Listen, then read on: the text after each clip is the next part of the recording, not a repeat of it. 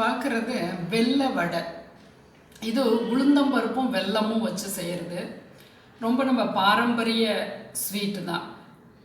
கல்யாணமான புது தம்பதிகளுக்கு அப்போல்லாம் கொஞ்சம், அதாவது என்ன வேலை அவங்க பார்க்குறாங்களோ, விவசாயம் பார்க்குறாங்களோ, மளிகை கடை வச்சுருக்காங்களோ, வேலையில் இருக்காங்களோ, ஒரு மாதம் அவங்க விடுப்பு எடுத்துக்குவாங்க.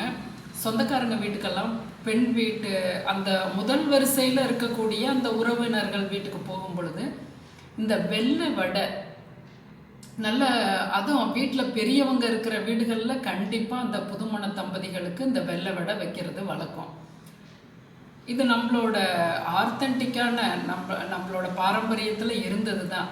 இப்போ கிட்டத்தட்ட இப்போ ஒரு 30 வருஷமாக, ஒரு 20 வருஷமாக இது காணாமல் போயிடுச்சு. இதில் சயின்ஸுமே இருக்குது. உளுந்து அப்படிங்கிறது எலும்புக்கு வலுவு, ஆண் பெண் இருபாலருக்குமே.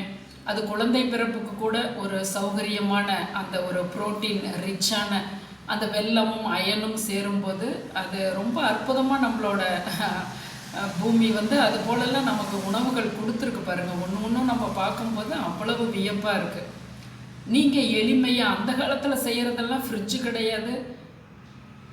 அது வடை வர்றதே தம்பரம் புண்ணியம் அப்படிங்கிறது போல் இப்போ கொஞ்சம் ரிஸ்க்காக. இப்போ அப்படி கிடையாது. நமக்கு ஃப்ரிட்ஜ் இருக்கிறதுனால ரொம்ப ஈஸியான மெத்தடில் பிகினர்ஸ் கூட செய்யக்கூடிய அந்த விதத்தில் நான் இதை உங்களுக்கு செய்து காமிக்கிறேன். அருணா சமையலறை சேனலை சப்ஸ்கிரைப் பண்ணிக்கிங்க. 150 கிராம் உளுந்தம்பருப்பு, உருட்டு உளுந்தம்பருப்பு எடுத்திருக்கோம். இதுக்கு 1 டேபிள் ஸ்பூன் பச்சரிசி.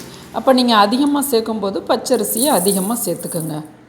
150 பருப்புக்கு 1 டேபிள் ஸ்பூன் பச்சரிசி கழுவி களைஞ்சிட்டு ஃப்ரிட்ஜுக்குள்ளே வைக்கிற மாதிரியான ஒரு பாத்திரத்தை செலக்ட் பண்ணிக்கோங்க.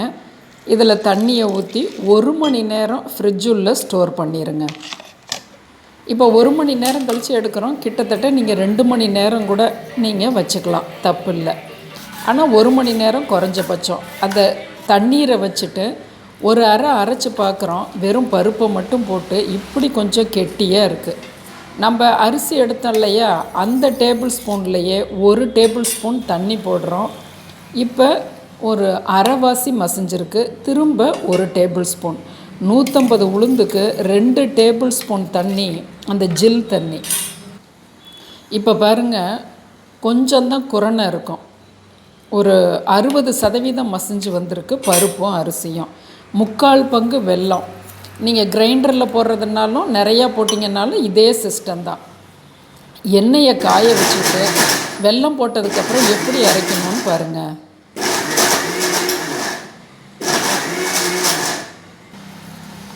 இந்த அளவுக்கு விட்டு விட்டு 4 முறை ஏக்கினீங்கன்னா இவ்வளோ சாஃப்டாக வந்துடும். ஏலக்காய் பொடி போட்டுக்கிறோம். நல்லா கலந்து கொடுத்து ஒரு பவுலில் மாற்றிக்கிங்க. இந்த கன்சிஸ்டன்சி பாருங்கள். கூலிங் வாட்ரு, கூலிங் அந்த ஃப்ரிட்ஜு உள்ள ஊறினதுனால எவ்வளோ அருமையாக உங்களுக்கு கார உளுந்த வடை செய்வோம் இல்லையா, அந்த கன்சிஸ்டன்சி கிடைக்கிது பாருங்கள். அவ்வளோ வெல்லம் போட்டுமே. இப்போ எண்ணெய்க்குள்ளே கொஞ்சம் போடுறோம். மாவு மேலே வருது.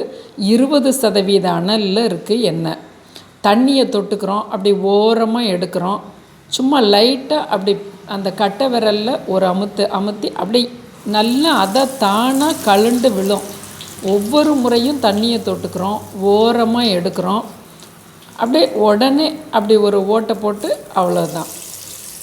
இப்போ உங்களோட எண்ணெய்க்கு தகுந்தது போல் நீங்கள் போட்டுக்கலாம். ஃப்ளேம் மட்டும் 20% ஃப்ளேம்லேயே வைங்க. இந்த பக்கம் நல்லா வெந்து வர்றதுக்கு ஒரு 2 நிமிஷம் ஆகும். இப்போ திருப்பி விடுறோம்.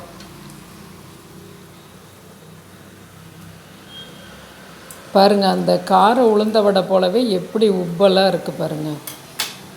அந்த நம்ம உள்ளே வைக்கிறது தான், ஃப்ரிட்ஜு உள்ளே வைக்கிறது தான். நல்லா சலசலப்படங்கினோன்னு எடுத்துடுறோம். ஆனால் டேஸ்ட்டும் ரொம்ப அட்டகாசமாக இருக்கும். நீங்கள் ஒரு முறை சாப்பிட்டு பாருங்கள். உள்ளே பாருங்கள், அடர்த்தியாக இருக்கும் மாவு. உங்கள் உற்றவங்களுக்கும் ஷேர் பண்ணுங்கள். குழந்தைகளுக்கு செய்து கொடுங்க. நம் சேனலை சப்ஸ்கிரைப் பண்ணிக்கிங்க.